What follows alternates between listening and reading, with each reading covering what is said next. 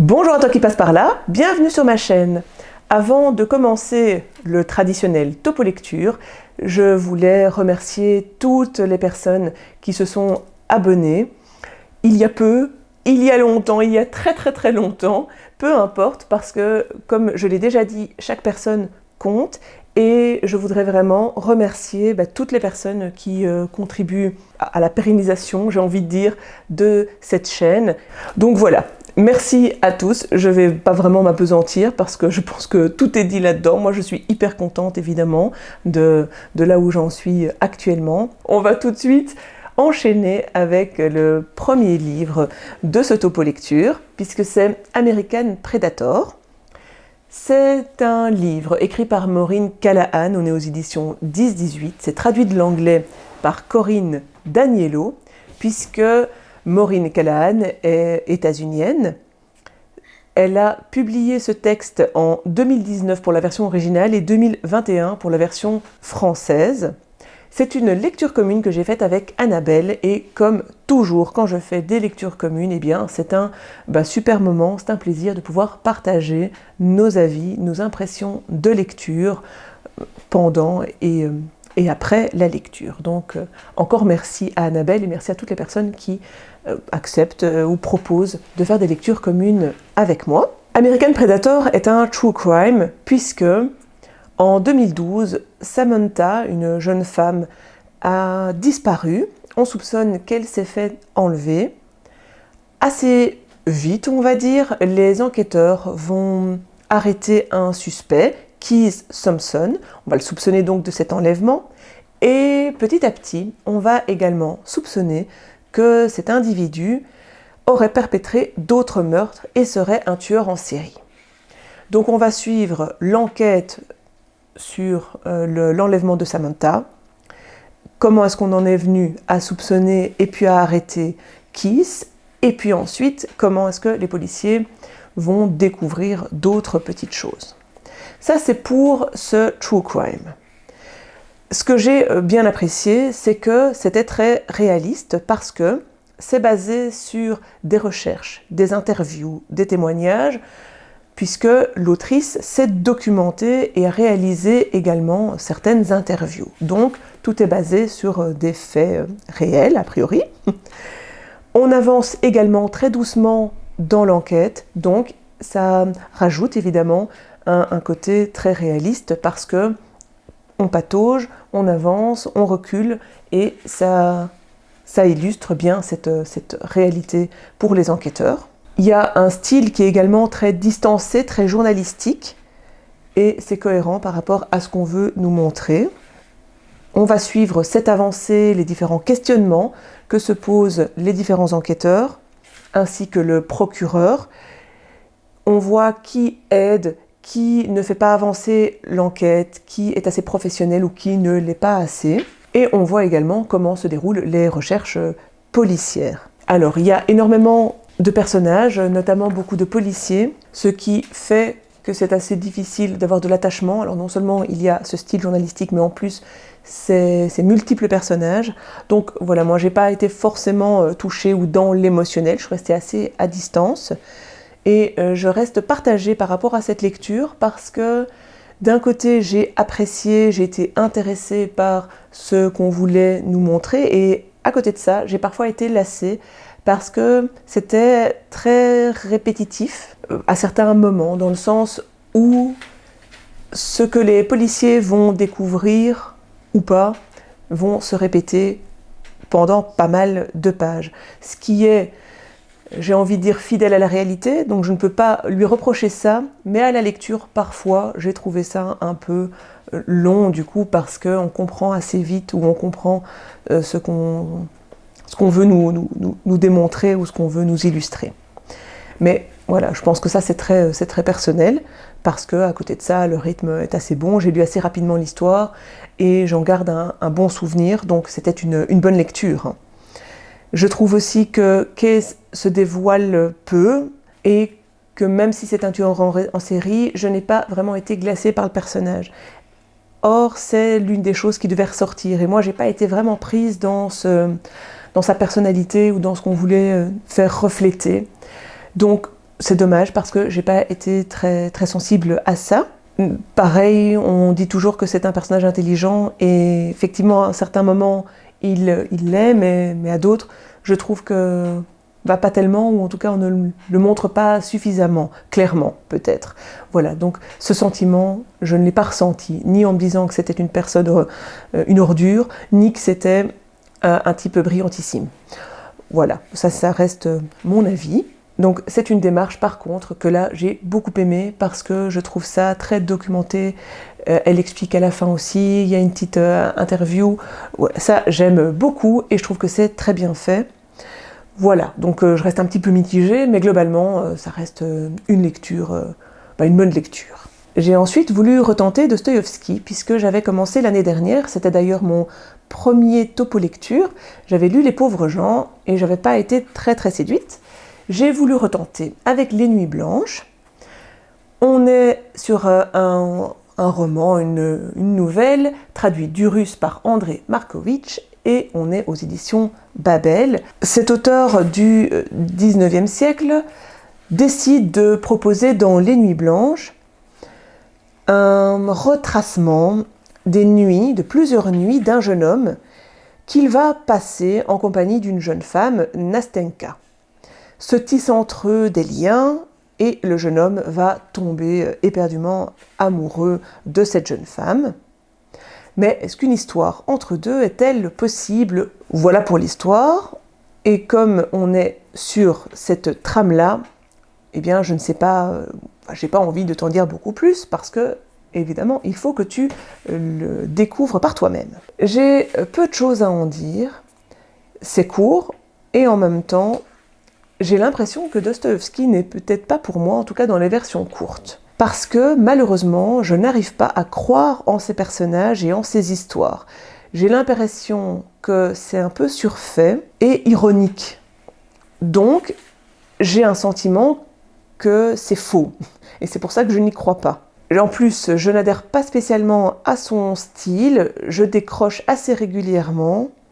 Je trouve souvent que c'est assez lourd dans la construction des phrases et que les phrases sont longues pour pas grand-chose. J'aime les idées, mais je n'apprécie pas la réalisation, malheureusement. Et comme je ne ressens pas ce qu'il faudrait pour ces personnages, c'est-à-dire que je ne suis ni triste, ni dans la joie, ni ne ressens de sentiments amoureux, en tout cas je ne suis pas en résonance avec leurs sentiments finalement, donc je passe à côté de ces textes et j'ai eu le même sentiment avec Les Pauvres gens. Donc désolée pour tous les fans de Dostoïevski, en même temps il y en a je pense beaucoup plus que des gens qui n'apprécient pas, mais je fais partie de ceux-là et je ne vais pas mentir, je ne vais pas dire que j'apprécie si ce n'est pas le cas. Je passe à côté, ça arrive aussi, peut-être que je le relirai un jour. Voilà pour cette lecture qui reste là pour le coup très mitigée, voire non appréciée. Désolée. J'ai ensuite lu un graphique qui s'intitule L'héritage fossile, qui a été écrit et dessiné par Philippe Valette, c'est un Français. Ça a été publié en 2024 aux éditions Delcourt.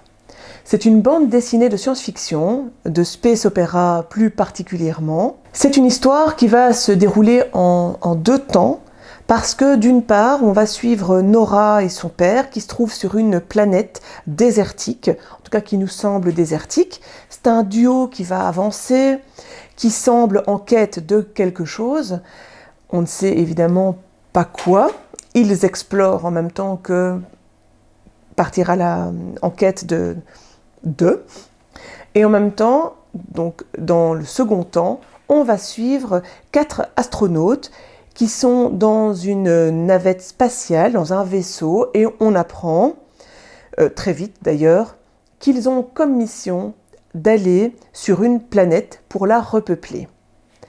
Voilà pour les deux histoires et les personnages qu'on va suivre, parce qu'on reste exclusivement avec ces personnages, et donc dans ce huis clos, que ce soit le huis clos dans le vaisseau, et alors huis clos peut-être pas parce qu'on est sur de vastes étendues, de vastes espaces, mais huis clos parce que centré, focus sur deux personnages quand on est avec Nora et son père. Au niveau du graphisme, on oscille entre de grandes belles planches du désert, de l'espace, avec vraiment l'environnement, et puis avec des planches centrées sur les personnages, et ces personnages-là vont être très très colorés, à l'inverse de la planète désertique où on est sur des tons ocre sombres, foncés, et puis alors c'est également foncé et sobre dans le vaisseau, mais il y a beaucoup de couleurs assez fortes, plus dans les rouges, les bleus.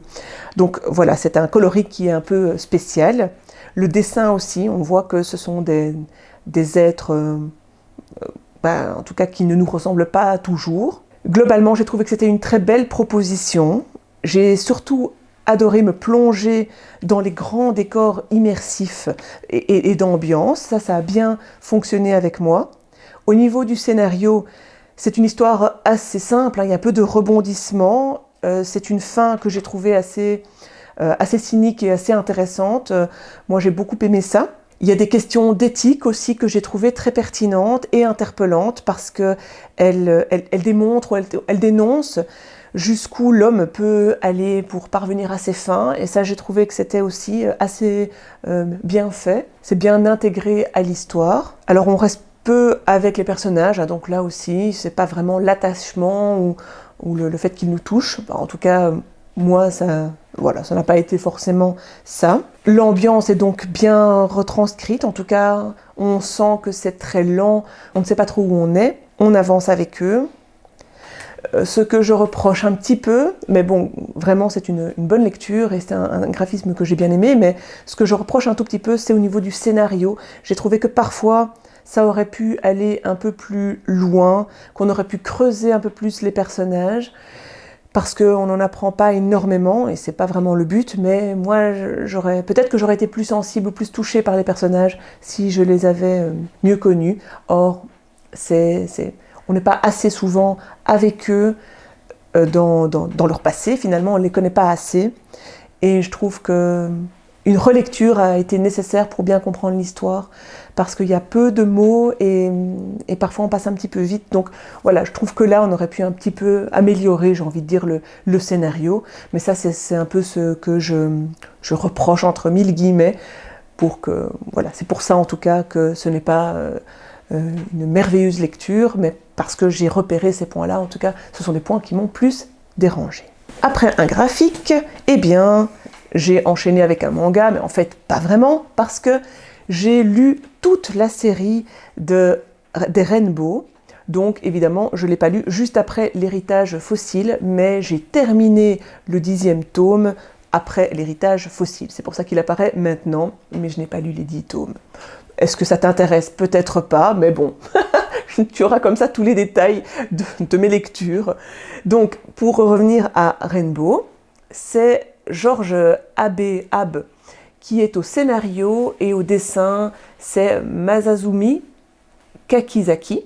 Et c'est paru, en tout cas le premier est paru en 2003, dans sa version originale. Donc il y a 10 tomes de cette ampleur-là. C'est un seinen que j'ai trouvé très addictif, qui va nous plonger dans l'histoire de la maison de redressement Shonan, qui est basée au Japon.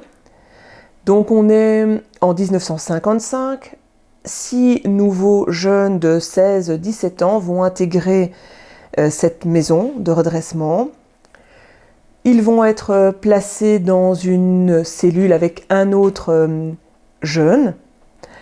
Et très vite, on comprend que cette maison de redressement n'est pas du tout ne va pas être en tout cas une partie de plaisir, parce que la politique n'est pas à la prévention, mais bien à la répression. Il y a donc beaucoup de trigger warning si certains se posent la question, il y a beaucoup de violence. La question, c'est comment est-ce qu'ils vont vivre, comment est-ce qu'ils vont s'en sortir, est-ce qu'ils vont pouvoir s'en sortir, qui sont ces jeunes, qu'est-ce qu'ils ont fait pour être enfermés, et voilà, quid de l'après. C'est une histoire, ce sont des histoires que j'ai adoré suivre. L'ambiance est très glaçante, pour le coup triste. Là, j'ai ressenti énormément d'émotions. Je vibrais avec les personnages, je les ai très vite appréciés ou détestés. Je trouve que c'est très bien fait, mais ce n'est pas manichéen. Chaque personne a son passé, son vécu, ses défauts, ses qualités, ses forces. C'est très complexe, je trouve, au niveau psychologique. J'ai aussi beaucoup aimé le graphisme que j'ai trouvé aussi très puissant au niveau des expressions. Donc c'est évidemment très centré sur les personnages centraux et leurs expressions. Il y a de magnifiques planches quand il pleut, par exemple. Je trouve que c'est très très bien illustré. Les personnages sont très reconnaissables. Alors ça paraît bizarre, mais parfois on ne les distingue pas suffisamment et on ne sait pas qui est qui. Ici, pour le coup, j'ai trouvé que on sait très bien qui est qui et on les suit donc très facilement. Les décors sont aussi minutieux, je parlais de la pluie, mais il y a d'autres choses. Tout est très dans le détail, c'est très esthétique, et moi j'ai beaucoup aimé. C'est une très très très belle histoire d'amitié, de rédemption et d'autres choses. Il y a plein de valeurs, la foi en ses amis, le courage, le dévouement. Il y a tout un contexte historique aussi dans ce manga, parce qu'on est dans le Japon après-guerre. Et donc il y a cette haine entre les États-Unis et le Japon qui se fait sentir, la pauvreté qui émane, qui est évidemment très représentative de cette population japonaise des années 55 et après. Je parlais de la psychologie des personnages, mais donc c'est très étayé, à mon sens, comme il y a aussi leur passé. Voilà, pour moi c'est vraiment très très bien fait. Ce qui a péché, mais franchement c'est une excellente lecture, mais ce que j'ai un petit peu moins aimé, c'est que le scénario se répète, c'est-à-dire que les schémas parfois sont un petit peu répétitifs, et ça c'est vraiment parce qu'à un moment il y a un basculement dans l'histoire et on va suivre tous ces différents personnages, et en gros la manière dont ils gèrent les situations, la manière dont ils viennent aider leurs amis, c'est souvent la même chose. Et là, je trouvais que c'était un petit peu lassant sur la fin. Mais globalement, c'est une excellente lecture que j'étais triste aussi de quitter. Alors parfois, il y a un petit peu aussi les méchants. C'est très caricatural dans le sens où les méchants sont très méchants. Et voilà, ils vont rester comme ça. Et les traits également sont un peu caricaturaux dans le sens où les méchants sont limite moches. Ça va très loin. Quand on voit les traits des méchants, on sait qu'ils sont méchants en fait. Voilà, là il faut le découvrir pour le voir, j'ai pas envie de montrer parce que voilà, parce que ce serait dommage de spoiler, de montrer d'autres choses, de montrer des images en avance, mais en tout cas, si tu le lis, tu vas vite comprendre ce que je veux dire parce que les traits des méchants sont assez reconnaissables, j'ai envie de dire. Donc voilà pour ce manga que j'ai adoré lire jusqu'au bout et que je relirai sans doute dans quelques années. Une autre lecture commune que j'ai faite cette fois avec Oriane de la chaîne Misère Pourpre. Et donc, si tu passes par là, je te fais aussi des gros bisous. Ici, on est parti donc sur La Reine Margot d'Alexandre Dumas. Je l'ai en 2 tomes dans ces magnifiques collections, éditions, qui partent complètement en vrille. Donc, je vais rester avec le premier tome qui perd aussi sa couverture, donc tu ne m'en voudras pas si cette couverture s'échappe. On est ici aux éditions Kalman-Levy, dont on peut voir un peu l'historique de cette maison d'édition, qui coûtait d'ailleurs, mais ça c'est pour la petite anecdote, 240 francs. Voilà. Ce n'est pas très important, mais finalement, je trouve ça assez marrant de le glisser. Dans ce classique, évidemment, de Dumas, on va suivre la folle aventure du roi Charles IX, des différents Henri et de la reine Margot, ainsi que de Catherine de Médicis, et tous ceux qui vont graviter, évidemment, autour d'eux. On démarre l'histoire en 1572, en plein Saint-Barthélemy, et donc guerre des religions, ça ne t'aura pas échappé. Ensuite, on va suivre les différentes conspirations pour pouvoir s'approprier le pouvoir, et en même temps des histoires amoureuses, parce que plusieurs de nos protagonistes aiment quelqu'un d'autre, et donc on voit aussi si cette histoire d'amour peut aboutir ou pas. Alors, moi j'aime beaucoup la plume d'Alexandre Dumas, Par exemple, si je prends un extrait, pas du tout au hasard parce que j'avais choisi la page 45, notre lecteur n'a pas oublié que dans le chapitre précédent, il a été question d'un gentilhomme nommé La Mole, attendu avec quelque impatience par Henri de Navarre. Ce jeune gentilhomme, comme l'avait annoncé l'amiral, entrait à Paris par la porte Saint-Marcel vers la fin de la journée du 24 août 1572, et jetant un regard assez dédaigneux sur les nombreuses hôtelleries qui étalaient à sa droite et à sa gauche leurs pittoresques enseignes, laissa pénétrer son cheval tout fumant jusqu'au cœur de la ville où, après avoir traversé la place Maubert, le petit pont, le pont Notre-Dame et longé les quais, il s'arrêta au bout de la rue de Bressec, dont nous avons fait depuis la rue de l'Arbre-Sec et à laquelle, pour la plus grande facilité de nos lecteurs, nous conserverons son nom moderne. Ce petit passage illustre bien, je trouve, son style, parce que même des petits détails sont bien écrits et on a envie de tout lire oralement et de tout relire. Enfin bref, c'était très très beau. Je trouve que le début de La Reine Margot n'est pas évident parce qu'il faut prendre en main cette histoire de France et si on ne connaît pas les différents protagonistes, ces différents personnages de l'histoire, eh bien on peut s'en mêler les pinceaux et ne plus savoir vraiment qui est qui. Donc il faut un petit peu s'accrocher ou alors avoir une excellente connaissance. Très vite, quelque temps après, quand on a vraiment bien les personnages et qu'on resitue qui est dans quel camp, ça se clarifie et ça facilite évidemment la lecture. Ce que j'ai moins aimé, c'est le côté des histoires, les amourettes. Il y en a beaucoup et parfois ça se rapproche un peu, c'est un peu vaudevillesque. Donc je n'apprécie pas forcément ce trait d'humour-là.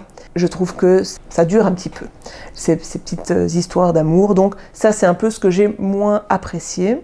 Par contre, c'est un contexte qui est vraiment palpitant, glaçant aussi, parce que clairement, c'est une période où on est obligé de se convertir pour survivre. C'est un contexte bourré d'intolérance. Il y a une facilité à tuer des concertantes. Le quotidien et les différentes anecdotes des rois et de leur entourage est évidemment assez fascinant. C'est une de mes périodes préférées en plus, donc vraiment je me plonge dans les guerres de religion avec, j'ai envie de dire avec plaisir, mais bon, c'est pas vraiment ce terme-là, mais tu l'auras compris. J'ai trouvé aussi que les dernières 50 pages sont vraiment super haletantes, mais avant ça, voilà, parfois l'intérêt n'est pas égal. Et ça dépend vraiment de ce sur quoi on s'arrête et de quoi traite l'histoire à ce moment-là. Donc il y a vraiment des parties qui m'intéressaient plus que d'autres. Bon, alors c'est pas mon Dumas préféré, après j'en ai pas lu non plus des dizaines et des dizaines, mais c'est une bonne lecture. Alors par contre, ce titre, je ne sais pas pourquoi on l'appelle La Reine Margot, pour moi c'est vraiment Henri de Navarre qui est au centre et qui est en plus un personnage bien plus intéressant que la Reine Margot, à mon sens, mais bon, soit, je ne suis pas Alexandre Dumas, donc mince, je n'ai pas pu choisir le titre. Il y a, donc comme je le disais, hein, c'est un peu inégal, mais voilà, la fin relance clairement les différentes intrigues politiques, et ça m'a finalement tellement pris à la fin que j'ai eu envie d'enchaîner, de lire la suite, donc voilà, c'est que ça reste une bonne lecture. Tu as l'habitude, on change de tout au tout, puisque là maintenant je te présente un recueil de poésie. J'ai lu « Et pourtant je m'élève » de Maya Angelou aux éditions Point. Elle a publié ses poésies en 1978. C'est une autrice, poétesse militante du XXe siècle. Les éditions Point l'ont publiée en 2022 et ça a été traduit de l'anglais par Santiago Artoski, puisque c'est une autrice états-unienne. Alors ici, ce sont vraiment des poésies d'une belle voix qui vont porter haut la volonté de Maya Angelou de vivre, de s'élever, d'être fière d'elle, la fierté d'être noire, son amour de la vie, mais elle explique aussi comment peut être la vie, les difficultés. Ce sont parfois des détails très pratico-pratiques dans le sens où elle va aborder dans un de ses poèmes les aides sociales, par exemple. J'ai trouvé dans ce recueil quelques poèmes qui sortent vraiment du lot. J'ai trouvé que sa langue était vraiment très rythmique, très forte, très puissante. On a l'impression d'entendre sa voix, c'est assez particulier, assez bien fait. Enfin, ça, c'est bien fait. C'est un ressenti qui est assez fort. Ce sont des poèmes qui sont plutôt en prose. Chacun a une petite histoire, j'ai envie de dire. Et en même temps, il y a une petite histoire entre les poèmes qui en font donc un tout assez cohérent. J'ai beaucoup aimé ça. Je vais te lire un extrait. C'est le poème « Juste un temps ». Oh, ta façon de marcher, avec ce sourire insouciant. J'aimais t'entendre parler, et ton style m'a plu un moment. Tu étais mon amour précoce, neuf comme une aube de printemps. Tu étais l'image de tout ce qui me poussait à chanter. Je n'aime pas les réminiscences. La nostalgie n'est pas mon fort, je ne verse pas de larmes sur les années d'hier. Mais l'honnêteté me fait dire que tu étais une perle précieuse. Qu'est-ce que j'aimais te voir briller. Tu étais la fille parfaite, et tu fis mienne. Un temps, juste un temps. Voilà, c'est un des poèmes que j'ai beaucoup aimé, mais je trouve que ça illustre bien sa poésie. Elle est assez claire, on comprend ce qu'elle veut dire. On est évidemment plus ou moins touché en fonction des thèmes qu'elle aborde, mais c'est une poésie que je trouve accessible, et je pense que c'est vraiment pour ça que j'ai aussi beaucoup apprécié, parce que je pense que je suis de ceux qui apprécient plutôt les poésies un peu plus concrètes qu'abstraites. Donc moi, en tout cas, j'ai été très touchée par ce recueil et, comme je le disais, notamment par certains en particulier, mais globalement, franchement, excellente lecture. C'est une vraie ode à l'affirmation de soi, je trouve.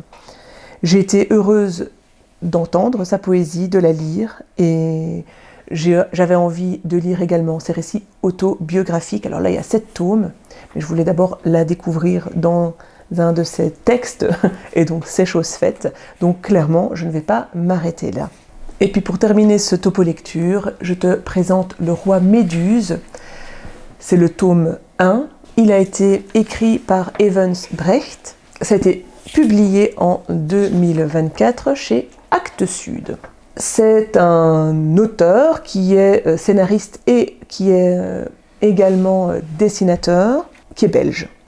C'est un graphisme qui est très particulier. Alors, c'est un premier tome, donc c'est difficile de donner un avis final sur le fond. En tout cas, au niveau de la forme, voilà, on le voit tout de suite à la couverture et à la page, parce que c'est très sombre, mais très vite, hop, on arrive à des planches extrêmement colorées et ça donne ce ton. Directement, ça donne un ton assez spécial au récit, puisque on a ces couleurs un peu psychédéliques et en même temps on a ces aspects et ces images un peu fantomatiques, fantasmagoriques. On ne sait pas trop où c'est assez abstrait. Donc ça laisse une grande place à l'imagination. De quoi est-ce que ça parle? Parce que finalement je te montre, mais je ne t'en dis pas grand-chose. Eh bien, on va être dans le quotidien d'un petit garçon. Il vit avec son papa, mais son papa ne parle plus du tout.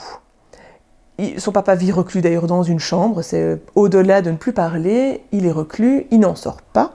Et donc son fils essaye de lui parler, et il n'y a pas grand-chose qui réussit, jusqu'au jour où il lui montre un de ses dessins, parce que là il essaye de communiquer d'une autre manière. Et en fait, son père va être interpellé par son dessin, parce qu'il va faire une association, et il va sortir de sa chambre, il va un peu revenir à la vie, mais pour entamer une sorte de guérilla contre des ennemis. Voilà, réel ou pas, évidemment, je te laisse découvrir ça. Et il va partir en guerre avec son fils. Il l'embarque dans ses stratagèmes, dans ses stratégies, dans ce qu'il veut finalement mener comme combat. Donc, il va entraîner son fils, il va créer des pièges, il va refuser aussi certaines technologies parce qu'il a une idée de comment est-ce qu'il faut vivre sa vie. Donc voilà, c'est une BD qui va aborder finalement énormément de thèmes très intéressants, parce qu'on est sur les loyautés familiales, on est sur les maladies mentales aussi, même principalement. L'idée, c'est de voir un petit peu comment ça va se poursuivre avec le tome 2. Alors, évidemment, ces couleurs... Donc moi, j'ai été conquise vraiment par le fond. Je Je trouve ça vraiment très, très puissant et j'ai trouvé ça très intéressant aussi. La forme m'a interpellée, mais c'est parce que je ne suis pas la plus sensible et la plus séduite par ce genre de graphisme. Donc ça aussi, c'est très personnel parce que ça met mal à l'aise, ça, voilà, c'est très non réaliste et je me rends compte aussi que je préfère les graphismes plus réalistes.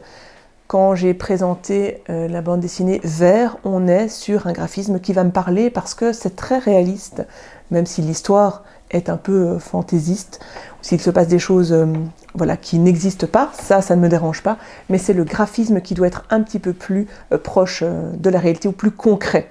Ici, évidemment, on ne l'est pas du tout, et donc forcément, ça va moins me parler ou moins me toucher, mais c'est parce que ma sensibilité visuelle n'est pas là. Si elle l'est pour toi, c'est quelque chose dans laquelle tu vas te plonger avec délice, je pense. D'autant plus que c'est une BD qui, vraiment, comme je te le disais, aborde énormément de points très intéressants. Et en même temps, je trouve que cette forme est cohérente avec le fond. Parce que le fait de ne pas savoir où on est, le fait d'être perdu, le fait d'être dans certaines maladies mentales, montre qu'on peut être incohérent, montre qu'on peut partir un petit peu ailleurs.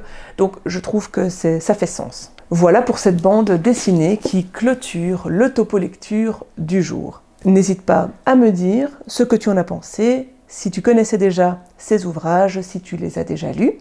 Si tu es arrivé jusque-là, eh bien mets-moi quelque chose de coloré peut-être. Sinon, tu peux dire ce que tu veux en commentaire. Moi, je te souhaite une très bonne journée, soirée, semaine, peu importe. Mais de toute façon, que le plaisir de lire soit avec toi.